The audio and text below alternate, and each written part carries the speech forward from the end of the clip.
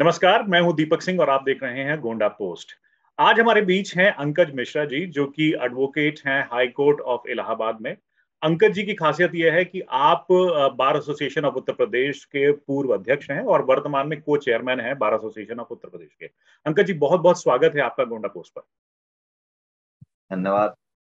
अंकज जी, आपको इस प्लेटफॉर्म पे लाने का उद्देश्य ये है कि चूंकि गोंडा जनपद है और गोंडा जनपद में बहुत सारी जनसंख्या ग्रामीण है और ग्रामीण होने के नाते विधिक जागरूकता या मैं कहूंगा लीगल एजुकेशन की बहुत भारी कमी है, जिसके कारण जी। कहीं ना कहीं जो नागरिक होते हैं गोंडा के, वो जब जमीन संबंधी मामले होते हैं या फिर और कोई संबंधी मामले होते हैं तो विधिक जानकारी कम होने के कारण कहीं ना कहीं फंसते चले जाते हैं और जब तक जानकारी होती है तब तक समय बहुत निकल चुका होता है कोर्ट कचहरी के चक्कर में। इसलिए मैं डायरेक्ट आता हूं सबसे पहले सवाल पे। सबसे पहला सवाल मेरा आपसे जमीन संबंधी है कि अगर कोई व्यक्ति उत्तर प्रदेश में अपनी संक्रमणीय भूमि यानी कि किस कृषि संबंधी भूमि बेचता है तो उसको क्या किन किन चीजों को चेक करना चाहिए कि भविष्य में किसी प्रकार का कोई लिटिगेशन या केस उसके जीवन में न रहे। देखिए, पहले मैं एक छोटी सी अपना अपना सुधार कर लूं कि जो मेरा परिचय है, मैं यूपी बार काउंसिल में को चेयरमैन हूं और वाइस चेयरमैन था। ओके। मैं अध्यक्ष नहीं रहा, माफ कीजिएगा। बाकी मैं रेगुलर प्रैक्टिशनर हूं कानपुर और इलाहाबाद में। और अच्छी बात यह है कि मैं रेवेन्यू और सिविल का ही वकील हूं और वकालत करता हूं। और सवाल जो आपका बड़ा बेसिक सा है और लेकिन बहुत कठिन है। कहते हैं कि अगर हमारी नींव कमजोर है तो हमारी इमारत भी कमजोर हो जाती है। ऐसे ही हमारे, देखिए, भारत एक बहुत बड़ा विशाल देश है और ये गलत नहीं है कि गांव में ही भारत बसता है। और आज भी साहूकारी व्यवस्था खत्म होने के बाद भी गांवों में चली आ रही परंपरागत और तमाम दलालों के माध्यम से और राजस्व के अन्य कर्मियों मिसगाइड करते हैं। एक्चुअली में संक्रमणी भूमिधर की स्थिति यह है कि अगर कोई व्यक्ति ले रहा है तो उसको सबसे पहले उसका बेसिक कर लेना चाहिए कि 1348 फसली में उस लैंड का नेचर क्या था। 1348 फसली में नेचर ये था कि कहीं ऐसा तो नहीं जलौनी चढ़ी हो, कहीं ऐसा तो नहीं उसर बंजर हो, ऐसा तो नहीं कि गवर्नमेंट के ग्राम समाज चरागाह की लैंड हो। कालांतर में कई फ्रॉड हुए, कई कर्मचारियों ने या पट्टे पट्टे करवा लिए, एसडीएम ने कर दिए। अभी आप देखें कि कानपुर में बड़ी प्रॉब्लम हुई पिछले, हमारे यहाँ अभी कुछ साल पहले डीएम थी रोशन जैकब। तो उन्होंने करीबन 100 से ज्यादा पट्टे निरस्त कर दिए थे कि साहब 64 में जमीन लैंड यूज ये था और कैसे ही पट्टे हो गए। अभी रिसेंटली कानपुर में मकसूदाबाद गांव और पिपौरी में इसी तरीके के 64 के पट्टे निरस्त हुए। तो अब जमीन 4-5 बार बिक गई, लेकिन अब जो बोनाफाइड परचेजर है वो तो प्रॉब्लम में आ गया। तो बेसिक सी बात है कि जब भी हम कोई एग्रीकल्चर लैंड लेने जाएं तो कम से कम ये देखें कि एक रूल है, उसमें फॉर्म होता है और उसको कहते हैं आकार पत्र 41 और 45 आम भाषा में। तो उसका बेसिक नेचर पता चल जाएगा कि हम 41 और 45 को जांच करा लें अपने वकील से, तहसील में वहां के रिकॉर्ड रूम से, और 1348 फसली का नेचर तय कर लें। अगर उसमें मान लीजिए जलौनी चढ़ी है तो एक जलौनी को पट्टा करने का कुछ एक सीमित अधिकार है। उस पर प्रधान ने कर दिया या एसडीएम ने कर दिया, कालांतर में फिर वो संक्रमणी दर्ज हो गई और 50 साल बाद वो बिकने पे आई। ऐसे ही चरागाह माना चढ़ा हो, चरागाह का पट्टा कहीं धोखे से हो गया या बेईमानी से हो गया, कपटपूर्ण हो गया, तो वो बिकी तो, लेकिन वो चरागाह है, चरागाह बिक नहीं सकता। ऐसे ही तालाब की लैंड है। तो ये दो बेसिक चीजें हैं कि अगर हम 1348 फसली से जांच करा लें और जब से जिससे ले रहे हैं उस वो कब मालिक तो जी, बना, यहाँ उसको पे कब रोकूंगा मैं ट्रांसफर। आपको, एक थोड़ी देर के लिए रोकूंगा। 1348 में जो आपने बताया कि जांच करा लें, इस जांच का तरीका क्या होता है? क्या व्यक्ति स्वयं तहसील में जाकर जांच कर सकता है या वकील का सपोर्ट लेना पड़ेगा? क्या प्रक्रिया है? नहीं, वो खुद तो नहीं कर सकता क्योंकि कानून का विषय है। पटवारी उसको देगा भी नहीं। एक उसका लीगल इंस्पेक्शन होता है, उसकी कुछ फीस जमा होती है सरकारी खजाने में। तो वो थ्रू काउंसिल ही हो सकता है या अच्छे किसी पुराने मुंशी के माध्यम से ही मुआयना कराना उचित रहेगा। लीगल ओपिनियन इन राइटिंग ले लेनी चाहिए, क्योंकि हम लाख 2 लाख 10 लाख की लाखों की जमीन ले रहे हैं तो अपने काउंसिल से लीगल ओपिनियन जरूर राइटिंग लें, उसको फी पे करें कि ये लैंड को हम खरीदें अथवा ना खरीदें। अगर फर्दर कोई दिक्कत होती है तो कम से कम आप कहने के लिए हैं, मिसकंडक्ट भी चल सकता है इस पे। तो अगर फी पे कर रहे हैं तो लीगल ओपिनियन राइटिंग लेने में कोई बुराई नहीं। ठीक है, फिर 1348 के बाद आप बता रहे थे नेक्स्ट स्टेप।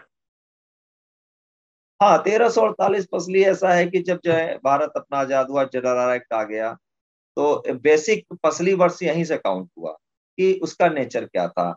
उसके पहले जमींदारी व्यवस्था थी, जमींदारी में कई थे, आसामी थे, सीरदारी थी। अब जैसे 1977 में एक जियो आ गया, तो उसमें जियो में आ गया कि जितने भी सीरदार थे उनको अगर उन्होंने लगान जमा कर दिया, एक शर्त थी, उसको भूमिधर घोषित कर दिया जाएगा। बहुत सारे किसानों ने आज भी सीरदारी चढ़ी हुई है, नहीं कराया। तो ये सब चीजें देखनी पड़ेंगी, और जमीन लेने से पहले दो तीन बातों को देखना बहुत जरूरी है। उसके लिए एक सुयोग्य कुशल अधिवक्ता से, जो राजस्व के जानकार हो, या पुराने मुनीम जिनको बड़ी जानकारी है वहां के काम की, तो उनसे जरूर मुआयना करा लें। बिना मुआयने के लैंड नहीं खरीदना चाहिए। अंकल जी, जैसे मैंने बहुत सारे लोगों से जब बात होती है तो वो रेवेन्यू लैंड यानी कि राजस्व भूमि खरीदने के लिए सबसे पहले तो मना कर देते कि भैया अगर तुम्हारे जान पहचान में कहीं है जिसके बारे में तुम अच्छे से जानते हो वहीं लेना, वरना कहीं ना कहीं डिस्प्यूट उसमें आता है। क्योंकि कई बार ऐसा भी देखा गया है कि मालिक जो है वो आपको बेचने के लिए तैयार है, उसने बेच भी दी, लेकिन जब आप जमीन पे जाते हैं तो आप देखते हैं कि वहां पे कब्जादारी किसी और की है या फिर कोई और अपना हक जता रहा है। ऐसी परिस्थिति से आप कैसे निपट सकते हैं? देखिए, ऐसा है कि जैसे जैसे खंड काल बढ़ा, समय बढ़ा, कानून की व्यवस्थाएं बढ़ी, एडमिनिस्ट्रेशन बढ़ा, तो 100 साल पहले भी बेईमानी होती थी और आज भी बेईमानी हो रही है। तो मुझे कहने में कोई संकोच नहीं है। हम जिससे ले रहे हैं, देखिए, सारा कानून में तो यह है कि जो परचेजर है सारी जिम्मेदारी उसकी है। वो अपना ठोंक पीट के, आदमी को देख के, कागज चेक करके, इंस्पेक्शन करके, वाकई पोजीशन लेकर। अब कोई वास्तविक सेलर ने बेची है, वास्तविक कब्जा दिया है, फिर भी कोई बदमाशी कर रहा है, प्रॉब्लम कर रहा है, तो उसके लिए थाना, पुलिस, एडमिनिस्ट्रेशन, डीएम है। क्योंकि लेखपाल म्यूटेशन में रिपोर्ट लगाता है अपनी, कि मैंने इस व्यक्ति ने जब ये लैंड खरीदी एग्रीकल्चर, और इसने अपना धारा 34-35 में म्यूटेशन डाला, तो लेखपाल रिपोर्ट लगाता है कि हाँ, इनका कब्जा है और इन्होंने कब्जा ट्रांसफर किया। तो एक ये महत्वपूर्ण कागज है। और बाकी गांव की प्रथा में एक बड़ा, मान लीजिए, अब प्रॉब्लम, माफ कीजिएगा मैं बता दूं प्रॉब्लम कहाँ आती है। प्रॉब्लम वहां आती जब एक कृषि लैंड को आप पार्टली रेजिडेंशियल में लेते हैं, ओके। माना किसी किसान ने। और ये प्रॉब्लम वहां आ रही है जो अब शहरों के पास ग्रामीण इलाके हैं, जो अर्बनाइज्ड डेवलप्ड हो विलेजेस रहे हैं, जिसको हम कहेंगे, शहरी गांव जिसको कहा जाएगा। शहरी गांव, ग्रामीण परिवेश के जो शहर हैं।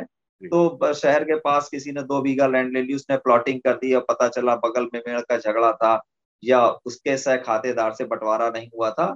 तो इन सब चीजों को लेने के पहले सारे खातेदार, अगर सारे खातेदार उसमें ज्वाइंट ओनर्स हैं, उनका बंटवारा जरूर चेक कर लें। तो ये एक समस्या, आप कब्जे की समस्या के झगड़े से बच सकते हैं। मान लीजिए खतौनी में 4 चढ़े हैं, एक भाई 1 बीघा बेच रहा है, उसका खाता नहीं बटा, जमीन नहीं बटी, उसने अनडिवाइडेड शेयर बेच दिया, तो दूसरा खातेदार खड़ा हो गया, भैया अभी बटा नहीं है, वो अपना पता चला ले आया, एसडीएम साहब के यहाँ बंटवारे का सूट स्टे करा दिया। तो ये एक व्यवहारिक समस्या है, लेकिन अगर आप आंख खोल के ठीक से काम करेंगे तो मैं समझता हूँ ऐसी कोई समस्या नहीं। ओके।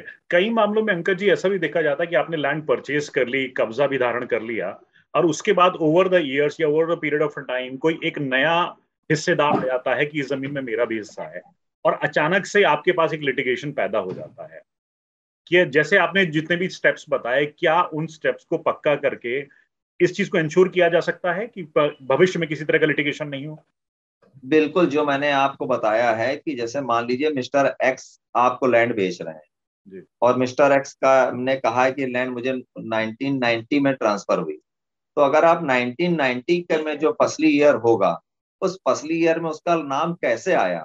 मान लीजिए मिस्टर वाई उसके फादर थे, तो मिस्टर वाई के अगर 3 बच्चे होंगे, तो वो लैंड अगर एक्स को आई होगी तो जेड और आर को भी आई होगी। और उससे ये क्लियर हो जाएगा। बेसिक सी बात यह है कि मैंने पहला शब्द कहा था कि आपकी नींव कहाँ।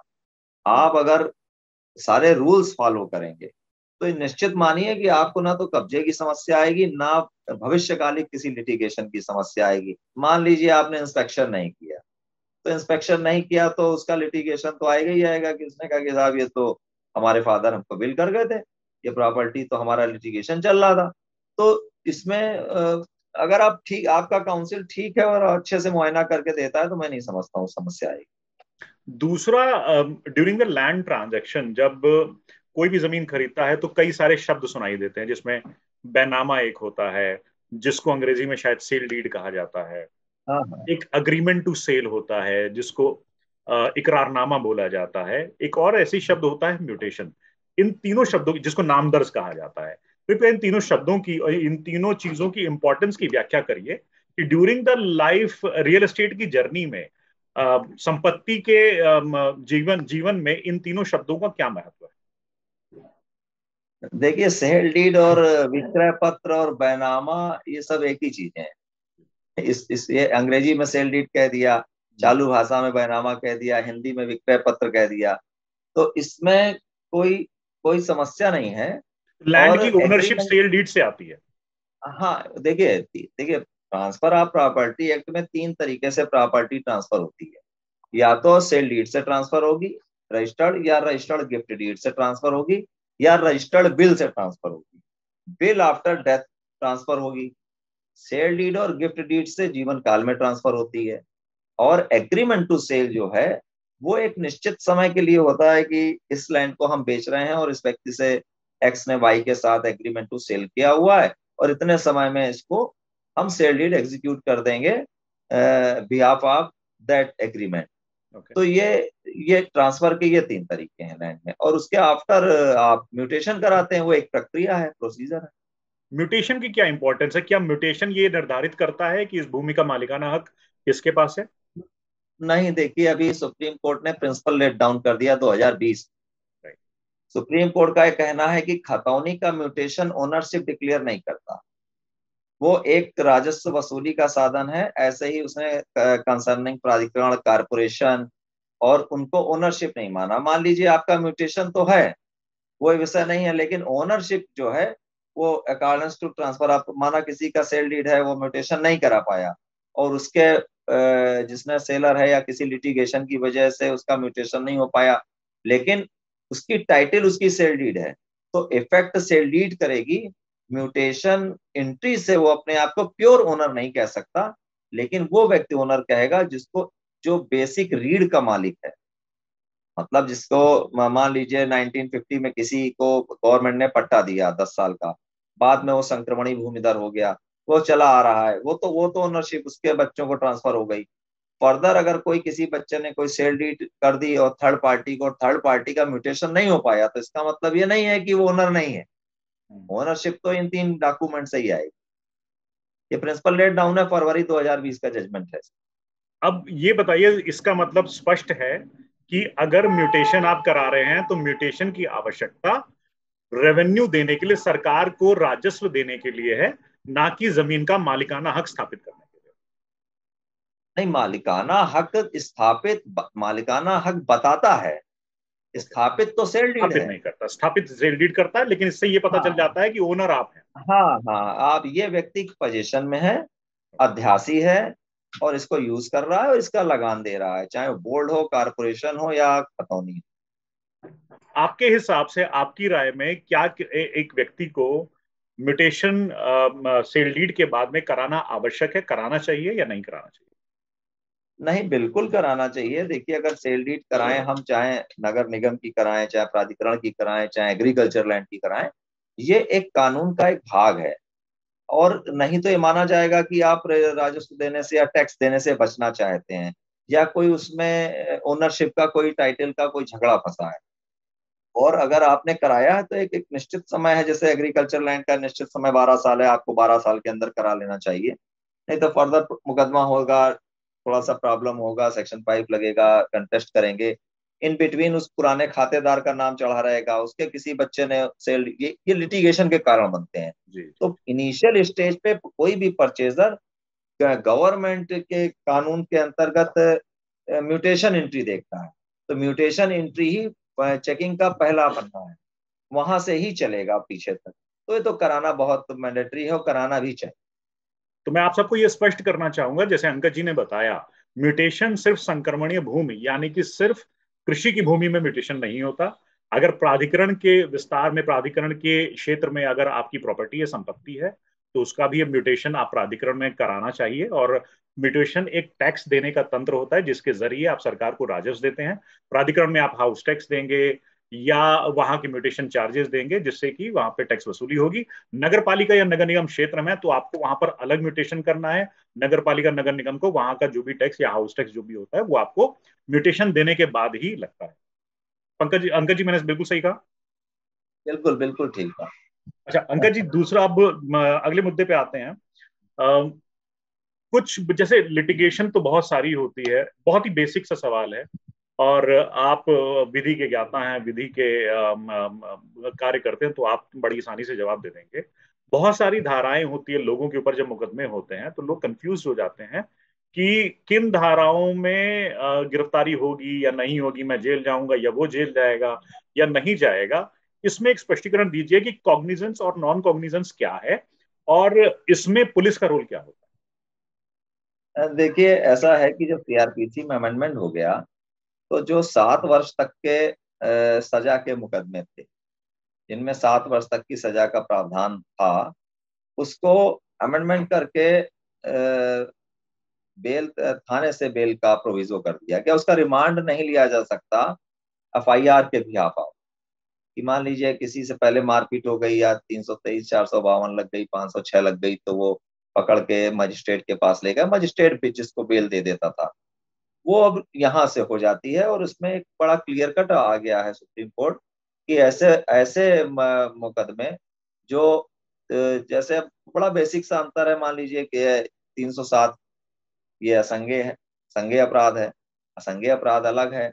मारपीट तो जो पेटी मुकदमे हैं उनमें गिरफ्तारी की वो पावर नहीं है पुलिस को। और बाकी जो मेजर हैं तो उसमें पावर भी है और गिरफ्तारी भी होती है। और उसको फिर जो ट्रायल कोर्ट है, मजिस्ट्रेट को पावर नहीं है तो सेशन कोर्ट में से बेल होती है, वो या हाई कोर्ट से बेल होती है। तो ये एक सामान्य प्रक्रिया है। आफ्टर चार्जशीट तय होगा कि ट्रायल कहाँ चलेगा, फिर कोर्ट के बिहाफ आपसे चलेगा, जैसा कोर्ट कहेगी वो चलेगा। ये है, इसमें कोई विशेष बात नहीं। है? अंकल जी, नेक्स्ट मैं क्वेश्चन पे आता हूँ आपसे। जैसे अभी हम रेवेन्यू लैंड की बात कर रहे थे और जमीनों के मामलों की बात कर रहे थे, आपने भी देखा होगा, चूंकि आप सिविल के वकील हैं, बहुत सारे मामले जो सिविल के आते हैं वो कहीं ना कहीं भ्रष्टाचार के आते हैं, कहीं ना कहीं कूटरचित दस्तावेजों के भी आते हैं, कि गलत फर्जी बैनामा लगा दिया या फर्जी वसीयत लगा दी या फर्जी सेल डीड लगा दी है, मतलब किसी भी तरह का फर्जीवाड़ा जमीन अधिग्रहण के लिए जो इस्तेमाल किया जाता है। ऐसे मामलों में पुलिस का क्या रोल होता है? उन मामलों को न्याय तक, न्यायपालिका तक पहुंचाने में पुलिस का क्या रोल है, पुलिस की क्या इंपॉर्टेंस है? देखिए, पुलिस की इंपॉर्टेंस तो वहां शुरू होगी जहां पे कोई एफआईआर होगी। जी।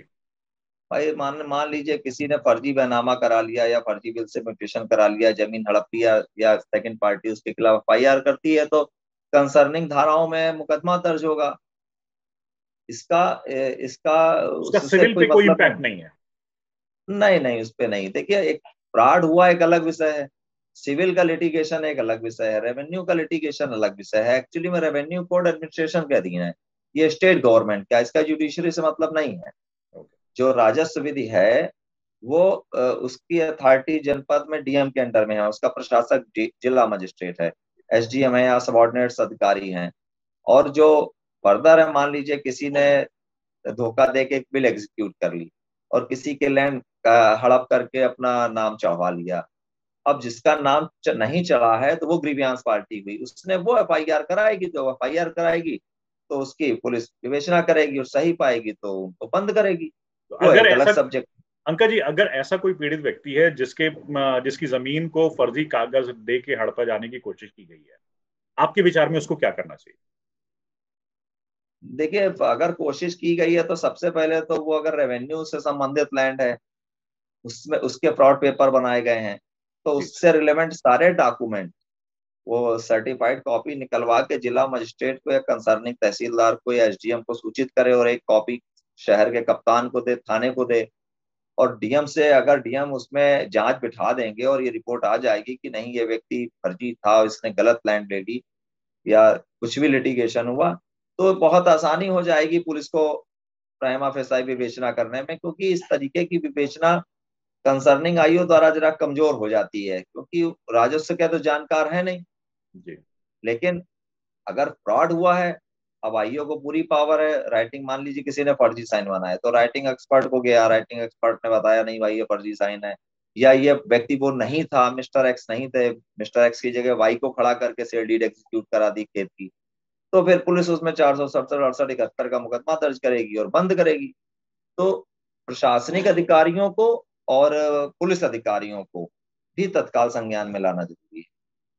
अब आपके एक ऑर्डर पे आता हूं, 2020 का आपका एक ऑर्डर है जिसमें as a vice chairman of bar council of Uttar Pradesh आपने एक ऑर्डर दिया था कि अगर कहीं भी उत्तर प्रदेश में ऐसा कोई मामला है जिसमें प्रॉपर्टी के फ्रॉड में वकील शामिल है तो उसकी सूचना राज्य विधि आयोग के माध्यम से बार काउंसिल ऑफ उत्तर प्रदेश को मिलनी चाहिए। इस आदेश का कितना इम्प्लीमेंटेशन हुआ ऑन ग्राउंड, इसका कारण क्या था, सबसे पहले तो ये बताइए। देखिए उत्तर प्रदेश बहुत बड़ा प्रदेश है, यहाँ लगभग 2 लाख से ज्यादा वकील हैं और प्रायः हर जनपदों से, मंडलों से शिकायतें आती हैं कि वकीलों द्वारा जमीनों में कब्जे किए गए या मुकदमे किए गए या कुछ फ्रॉड किया गया। लेकिन उसी उसी क्रम में बार काउंसिल ने 2020 में एक निर्णय लिया था और सारे मंडल के कमिश्नर्स को लेटर्स भेजे थे थ्रू चीफ मिनिस्टर कि कम से कम आपके जनपदों में या सबऑर्डिनेट कोर्ट्स में जितने भी ऐसे मैटर हैं जहां वकीलों के खिलाफ शिकायत है तो उनको आप भेजिए। अगर वो कदाचरण की श्रेणी में आता है तो बार काउंसिल सो मोटो संज्ञान लेके उनका लाइसेंस सस्पेंड करती।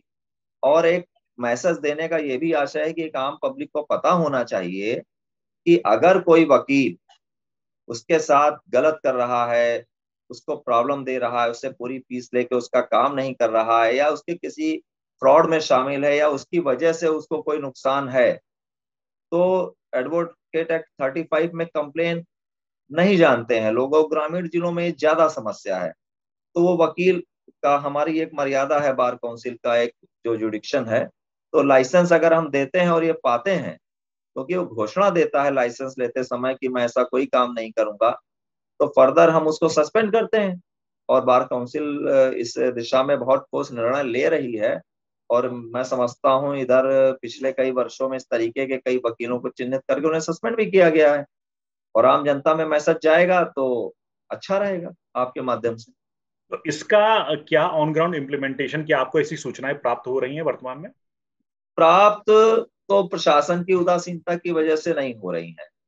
हमारी चिट्ठियां गई, कुछ आई हैं। मैं उदाहरण के तौर पे बताऊं कि उस समय उन्नाव जनपद से लगभग 4-5 नाम आए थे डीएम महोदय के कार्यालय से, और ऐसे करके बिजनौर से आया, एक दो फिरोजाबाद से आया, लेकिन उदासीन रहा प्रशासन। अगर उसमें भाई देखिए थाना प्रशासन आपके पास है, कंप्लेन बॉक्स आपके पास है, तो जो कंप्लेन बॉक्स का मॉनिटर है वही बता सकता है कि इससे रिलेटेड कितनी कंप्लेन आई।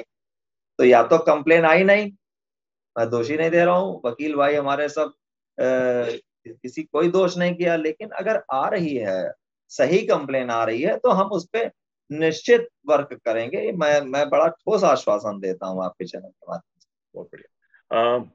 अंकल जी, दूसरा मेरा आपसे एक सवाल था कि आपने योगी प्रशासन को देखा होगा, योगी जी के शासन को देखा है। अवैध कब्जेदारों पर बहुत बड़ी चोट होती है इस शासन के अंतर्गत। तो अच्छा, कहीं पे ऐसे मामले भी देखे गए हैं कि अगर आपने पुरानी प्रॉपर्टी बनाई गई है उसको भी ढा दिया गया है, उसको भी तोड़ दिया गया है चूंकि वो अवैध था। ऐसे मकान के ओनर्स के लिए जो मकान बना रहे हैं, आपके माध्यम से एक संदेश कि उनके साथ भविष्य में ऐसी कोई हरकत ना हो, कि उनकी प्रॉपर्टी, ऐसी प्रॉपर्टी जो उन्होंने गाढ़े पसीने की कमाई से बनाई है, मेहनत करके बनाई है, उस प्रॉपर्टी को भविष्य में कोई खतरा ना हो। देखिए योगी प्रशासन में तो जो कब्जे गिराए जा रहे हैं, ढाए जा रहे हैं, वो आप भी जान रहे हो किसके ढाए जा रहे हैं, किसके गिराए जा रहे हैं। जहां तक अगर आपका पोजीशन लीगल है, आपके पेपर्स लीगल हैं, आपकी लैंड लीगल है, अब आप गवर्नमेंट की लैंड में अपना मकान पड़ोसी से खरीद के बना लेंगे तो वो तो गवर्नमेंट गिरा ही देगी। अंकल जी, मैं आपको एक बहुत बढ़िया उदाहरण बताऊंगा, गोंडा का ही उदाहरण बताऊंगा। मेन शहर की भूमि, एक व्यक्ति की टायर की दुकान 3 मंजिला बनी हुई, सालों से चलती आ रही है। उसने ट्रक ड्राइवर के रूप में जीवन शुरू किया था, मेहनत करके उसने अपनी बिल्डिंग बनाई, ट्रक एमआरएफ की उसने एजेंसी ली, उसके 3 मंजिला इमारत को ढा दिया गया क्योंकि वो अवैध थी इमारत। मैं उसकी वकालत नहीं कर रहा, लेकिन उस व्यक्ति ने वो जमीन डीएम साहब के ड्राइवर से खरीदी थी किसी जमाने में। तो मैं इसीलिए भविष्य में कोई इस तरह की गलती ना करे, तो ऐसे लोगों के लिए आपके टिप्स क्या होंगे कि वो मकान के लिए बनाने से पहले क्या चीज सुनिश्चित करें? देखिए, ऐसा है कि वो डीएम साहब के ड्राइवर से खरीदी क्या खरीदी मैं नहीं जानता पेपर, लेकिन जमीन गवर्नमेंट 3 दशाओं में गिराती है। या तो आप बिना मानचित्र के आपने कोई लैंड बनाया, या आपने गवर्नमेंट से लैंड रेजिडेंशियल यूज के लिए वहां कमर्शियल बिल्डिंग खड़ी कर दी, या आपने उस व्यक्ति से लैंड खरीद ली जो उसका ओनर नहीं था, और फर्दर या आप अपराधी हैं, आपने अवैध उगाही से गलत तरीके से कमाए गए पैसे से वो जमीन खरीदी है। लेकिन जमीन अगर सही है तो मैं समझता हूं कि एक मौका देता है, प्राधिकरण भी देता है कि ये ठीक है, अगर आपने मैप नहीं पास कराया तो उसको दाखिल कर दीजिए, या निर्माण शुल्क जमा कर दीजिए, या कुछ भी जमा कर दीजिए। एक ऑप्शंस हैं, ऐसा नहीं है। और बिल्कुल ही अवैध बनाया, मान लीजिए 500 गज के मकान में आपने 3 मंजिल पास होता था, आपने 6 मंजिल बना दिया, खतरा है आसपास के लोगों को, तो एक लॉ है। देखिए, लॉ अपनी जगह है, व्यवस्था अपनी जगह है। जी। आप जो कह रहे हो हम सब जानते हैं, व्यवस्था किसके लिए है? व्यवस्था देखिए जनता के लिए है। और जनता किसके लिए है? जनता अपने लिए है, गवर्नमेंट के लिए है।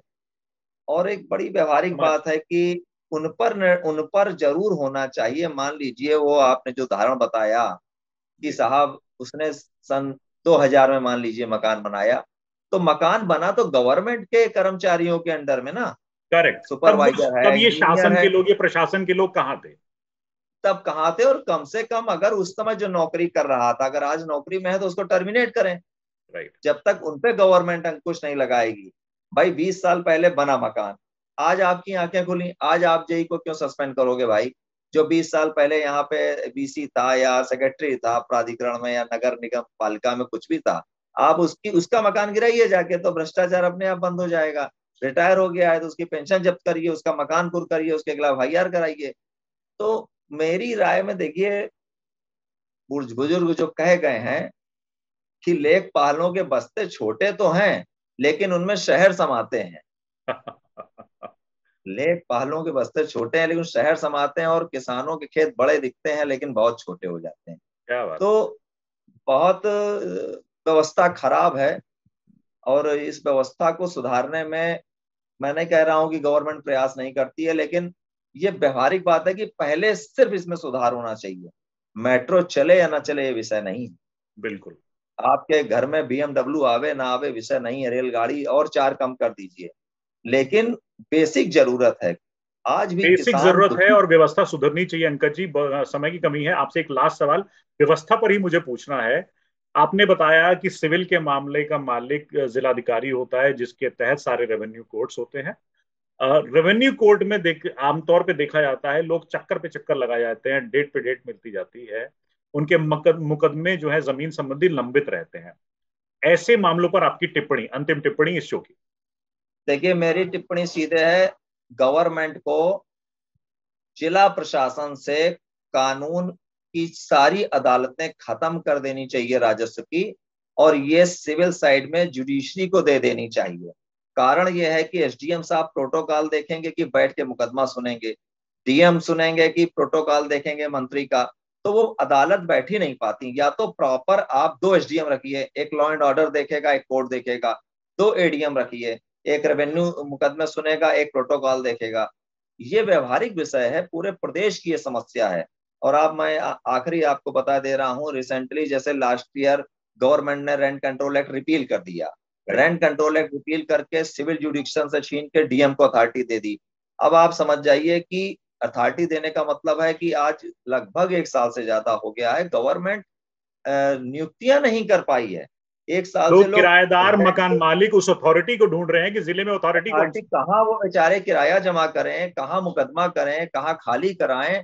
मतलब इतनी दुर्व्यवस्था है कि, और जो सिविल कोर्ट के जजेस हैं, जो ऑनरेबल हाई कोर्ट के अधीनस्थ हैं, वो प्रॉपर 10 से 5 बैठ के काम तो करते हैं, उसका चैनल तो है। अब आपने जुडिशरी से छीन के, और रेंट एक बहुत बड़ा सब्जेक्ट है, मैंने अपनी बार काउंसिल की बैठक के प्रपोजल में भी इसको मैं लाया था कि ये बहुत बड़ा सब्जेक्ट है, और इसको इस तरीके से जो लॉ की नॉलेज नहीं रखता, एलएलबी कर लेना देखिए अलग विषय है, मान लीजिए डीएम एडीएम एलएलबी होंगे, लेकिन वो एक्ट का मंथन नहीं कर सकते, कानून लेजिस्लेचर की मंशा का मंथन नहीं कर सकते, और ये भ्रष्टाचार का यहीं से जन्म होगा।